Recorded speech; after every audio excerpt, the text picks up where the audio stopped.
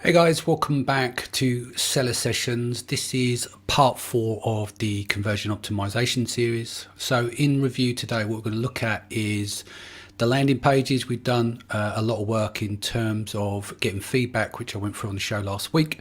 So we're going to do a comparison and look at the changes that we made briefly. And then we're going to talk about sellers doing $1 million and above per year, which is the target market that we have here at DataBuild. And this all dials into your own commerce stores as well, is having the ability to really dial in on what you need and what you need to get from your third-party advertising. We'll go through Google Data Studio, which is all the data that we're pulling from Google Analytics into a manageable format for everything that we manage and measure. And the final part of the show will be looking at page load times. I briefly mentioned this before, but we'll go through some of the issues and what we'll do to make a difference in terms of bringing the page load time without reducing too much of the quality of the page itself. So without further ado, let's get into it. So here's the original landing page. As we mentioned previously, key things here: animation, moving elements in the background behind the form creates a distraction. We go back to, I think it was episode 2 of the series. We had a situation where I shared some data on sliders at the top of the website. So the problem that you are facing, two things: the weight of the page load times and stuff plays a massive part in terms of conversions. The other part of it, when the end user needs to focus on a single optimization when they're coming to a landing page. Of course, this is a home page. We'll turn this into a landing page as discussed later in the series. But you can see we've got all the moving parts. You've got the mouse icon at the bottom showing it moving up and down. The form, pretty wide. It's got name, email, message, and then it's got a get called on there, but it really isn't a great directive here. You've got get free discovery call. There's a lot of copy here above the fold, so we had all the copy redone. If you remember, we took about 150 points of feedback, asking a series of questions using PickFu for 2 tests and 5-second tests, because we wanted to see what people were able to memorize at the very beginning. So when I flip over this tab, for those following along on the podcast, you'll find the links down below, or you can follow the video on my page, on my Facebook page / Danny McMillan, or you can go to the YouTube channel as well. So if we look here, I'm going to click and load the page.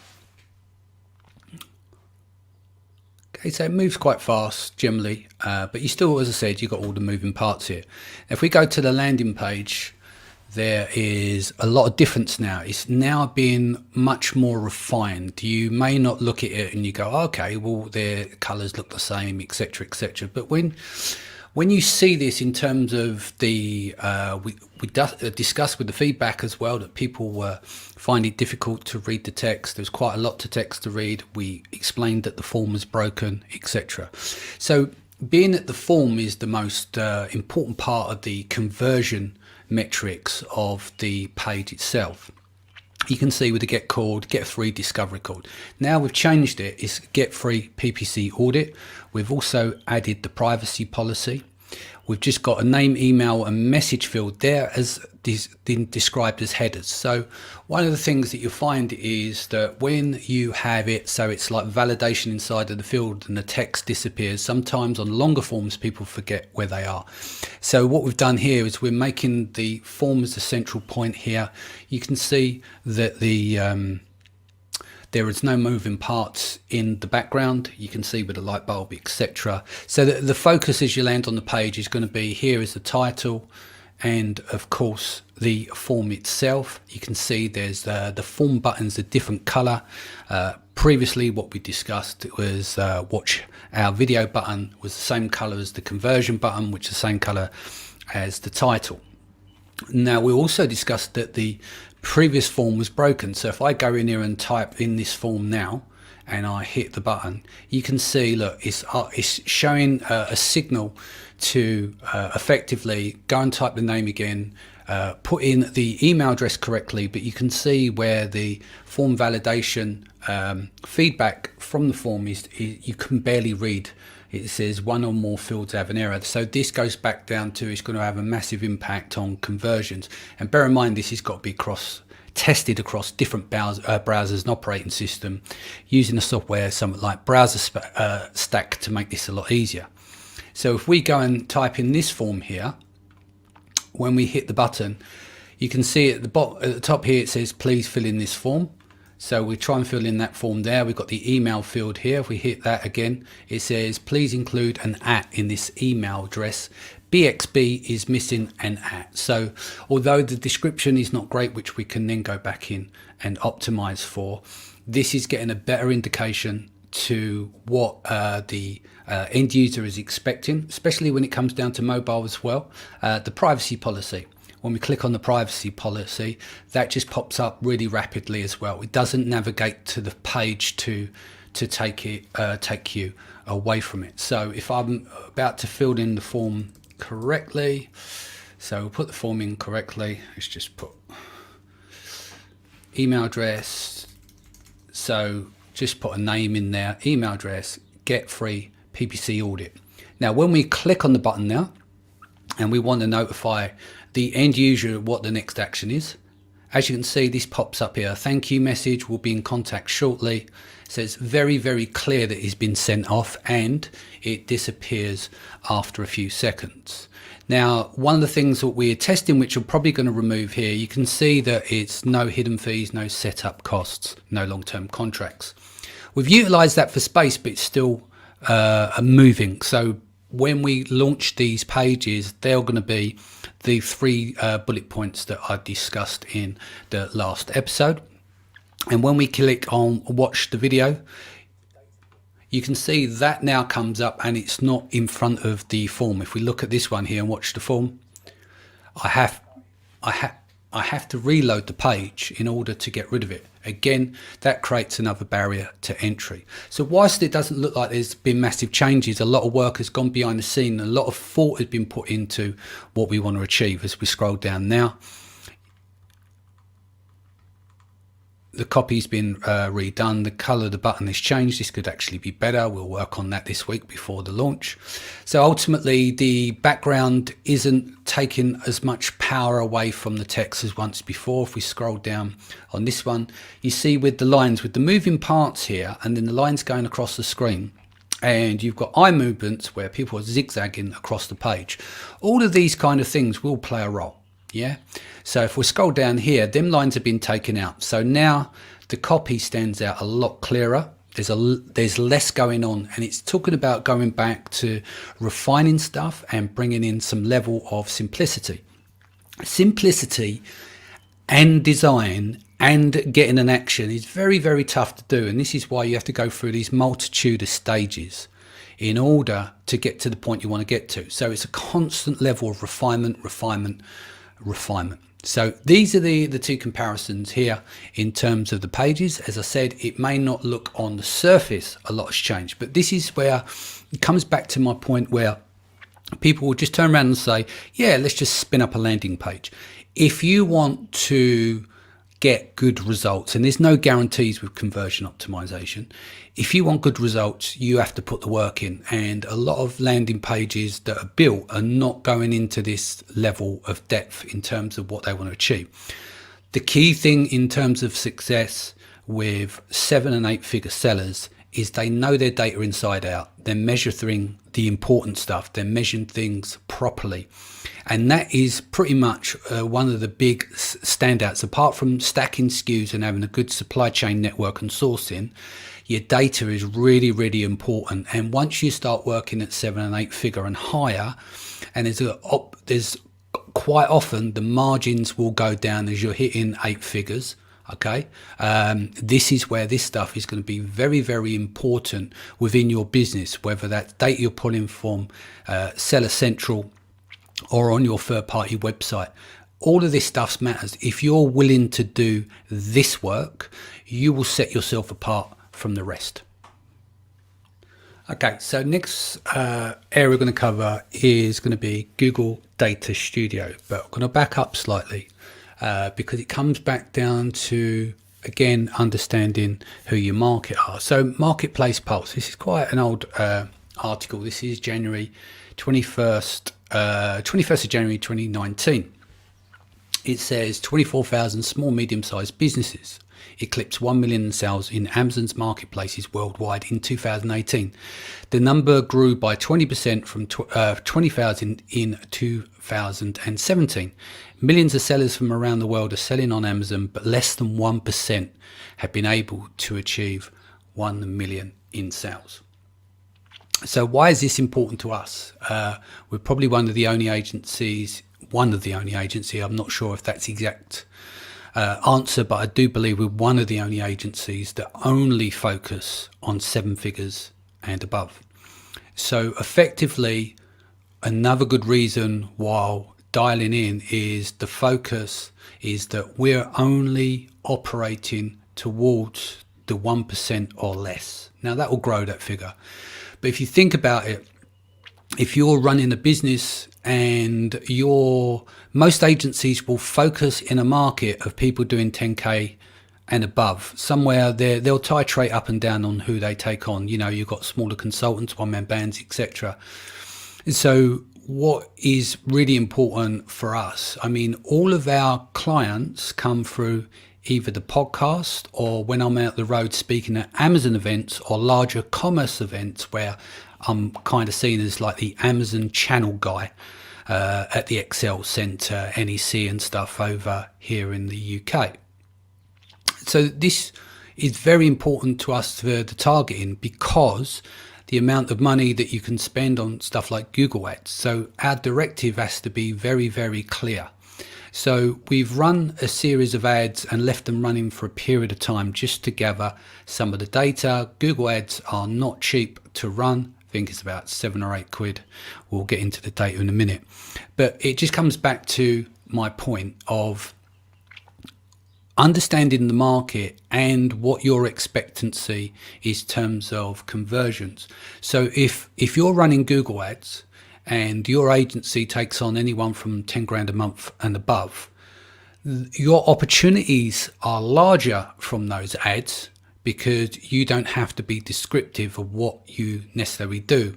And so the focus ends up being, and if you're not careful, the focus ends up being on leads that come in, so that you look at form completions. But form completions are just a part of the funnel. The goal is obviously the conversion where someone is found the right company that they're looking for and that they are 7 figures and above. So this is really going to play a key role here as we go into the data on the Data Studio. But before we do, the idea behind it, Sarah on our team sets up all of our dashboards, but effectively you can sign into Data Studio and effectively connect your Google Analytics account. I'm just showing you up on the screen here is how you can piece this together. If it's not in your wheelhouse, then obviously go on to places like Upwork and stuff and get someone to build these out. Obviously, you're going to need to know what the metrics that you are covering.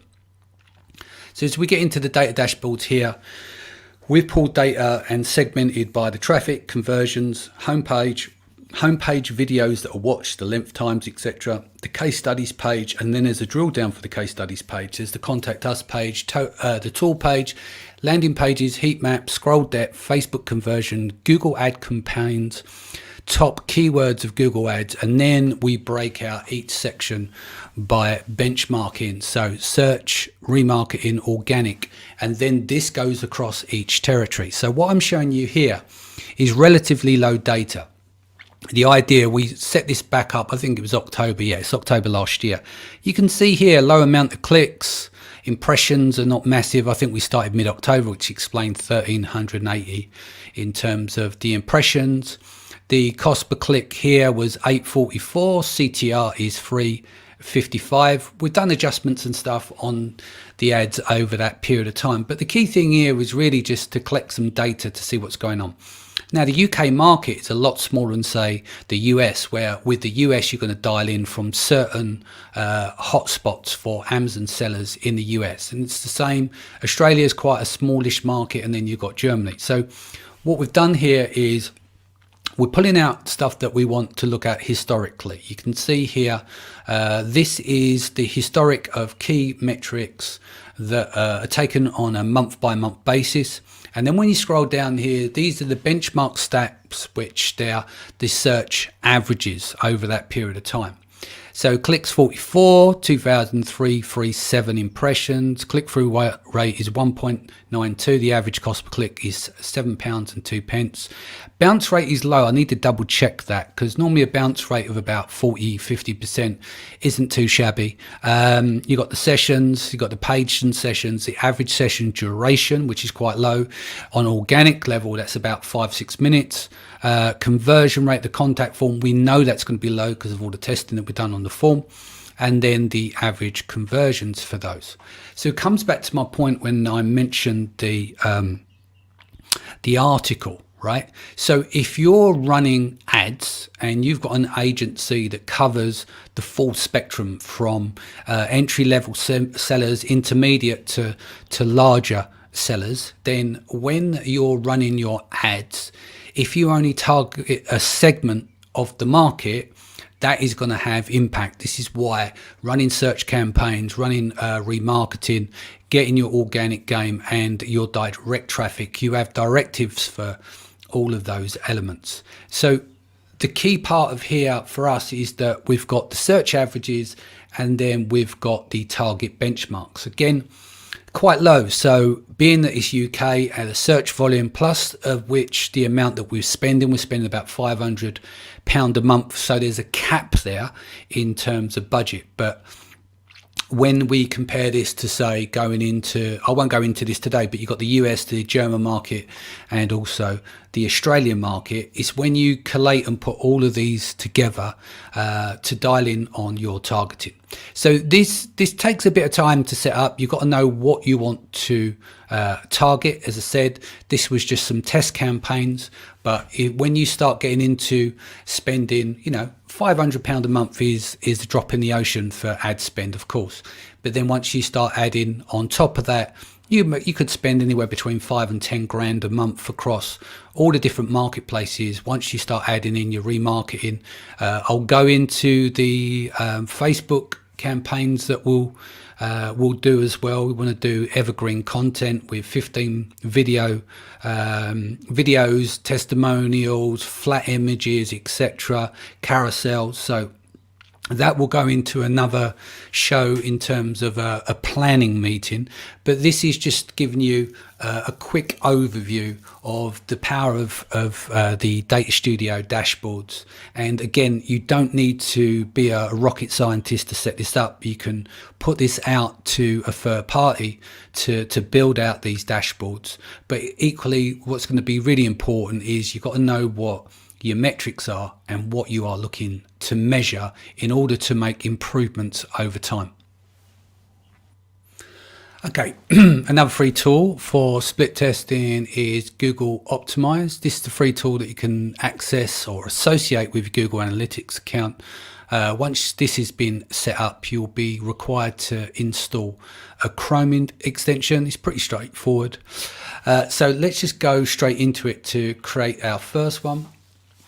So first things first, I'm going to give it a name. So in this case, it's going to be DB AdWords PPC landing page, because we're going to do these by each target campaigns, each source, if you like. So this landing page is going to be running for the Google ads. We may segment these into the international markets depending on where we level out our scale with it.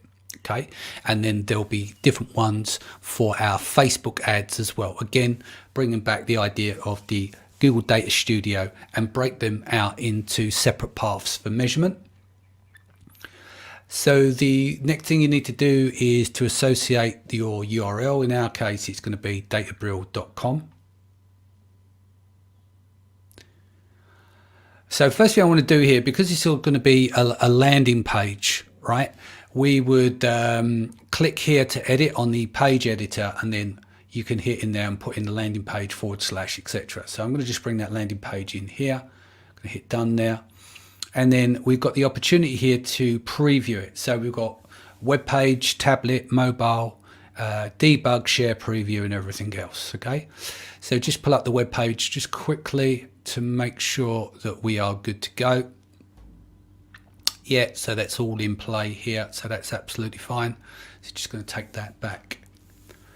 So the next step for here is we've got to work out, well, what do we want to do with this in terms of what are we targeting for the changes that we made. In terms of the next step we want to do is to add a variant. So we can just click here, we can put DB headline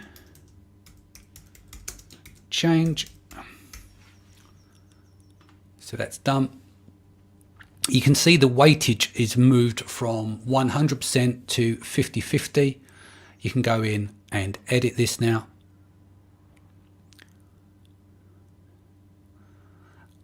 Okay, just have to wait for the scripts to load here.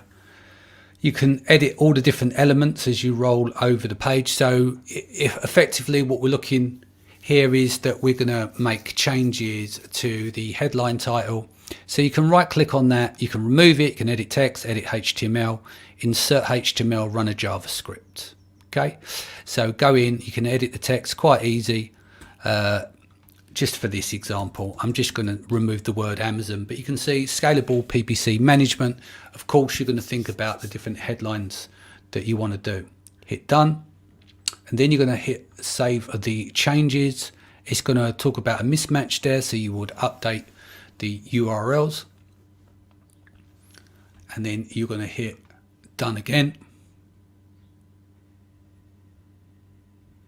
Okay, so now we've got the original and we've got the headline change. You can go and click through and preview this.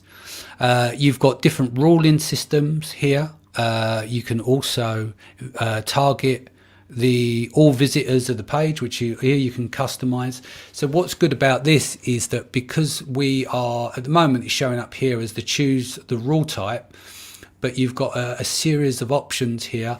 When we go to run this, we would choose our rule type to tie in with our Google Ads keywords and our campaigns.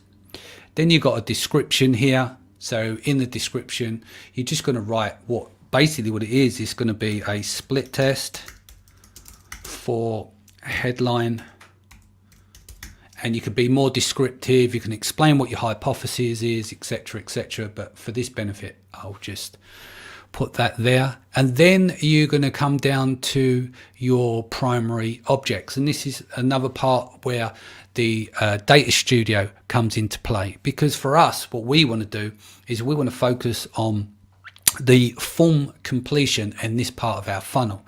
So we'll go here, choose from list, so you can see all of our featured target metrics that we've built in our data studio appears here. I'll scroll down. What I want to be able to do is I want to go to the home page, contact form, goal completions, and I would tie those up. You want to make sure that your installation's in. You want to turn on your email notifications here, so you'll get key metrics come through to you via email. Your traffic allocation you would leave, because effectively you want to send 100% to the control page and the test page, which is split into 50-50. And the what will be the trigger of this event, well, in this case, it's going to be the end user lands on the page, and our page load is the activation for this event. So it's quite straightforward to measure these. Once you've got the data running, once you've got it set up, you hit the start button, and then you've got a reporting button. Reporting's empty at the moment because the test has not begun. So again, it's pretty straightforward to set this up, but it really does come back down to what are you testing for, why, and you've got to measure off where you're getting to your statistical significance. Okay, so the final part of today's show, we're looking here at Google page speed insights. So you can see here it's pretty poor. This all not all, but a majority, 90% of this comes down to the animations on the page. So the page load time is currently at 12.5 seconds. Now, as earlier discussed in previous shows, that a human in interaction makes a decision on another human in about an eighth of a second. Roughly 50 milliseconds, people will do a snapshot of a page. They'll focus in on the page around 2.6 seconds to an area of the page, and obviously trust comes involved. Can they understand this information before they bounce off the page?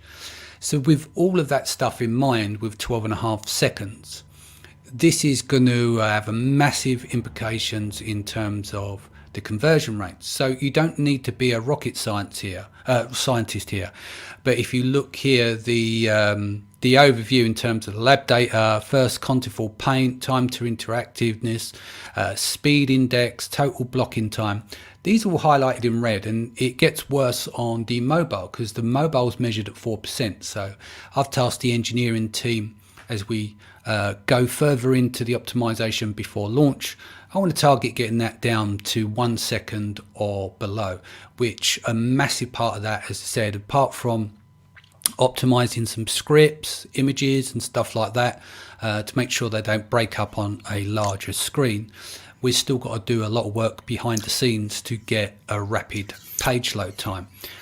So that's it for this session today in terms of the data here. Obviously the next step from here is going to be post campaigns, and we'll look at page load times, we'll look at the conversion rates, did we meet our benchmarks and stuff. That will take place in a few weeks time. Prior to that, I'd like to do a session on creating video content on a small budget, which I mentioned in last week's show around this series, but I will also do a breakdown on the content as mentioned earlier on in this episode in terms of creating content for the Facebook ads and all the different creatives, how we're going to tie that in with our Google ads, the remarketing, etc. But I think that's really key as well, especially with your third-party commerce sites, the stuff that you'd be able to utilize on your own third-party businesses there outside of the Amazon platform. Cool. Hope you enjoyed that today. Tomorrow I'm going to be back here. We're going to be bringing someone in and we're going to be talking about hiring executive level VAs. Now, with we all know, it's great hiring VAs. It's cost effective as you're growing your business. Lots of training involved and stuff, and there's SOPs and stuff to follow. But what will be interesting about tomorrow's show is the fact that these are exec level. These are people from the Philippines that working in big corporate companies and stuff and understand supply chain and dealing with factories, dealing with freight and all different logistical areas of the business where they're able to, you can leave them to run them, but it's not the same as paying the same level wages that you would to someone based in the UK or US. So I'll sign off today. I'll see you back here again tomorrow. Take care of yourself and your family. I'll see you soon.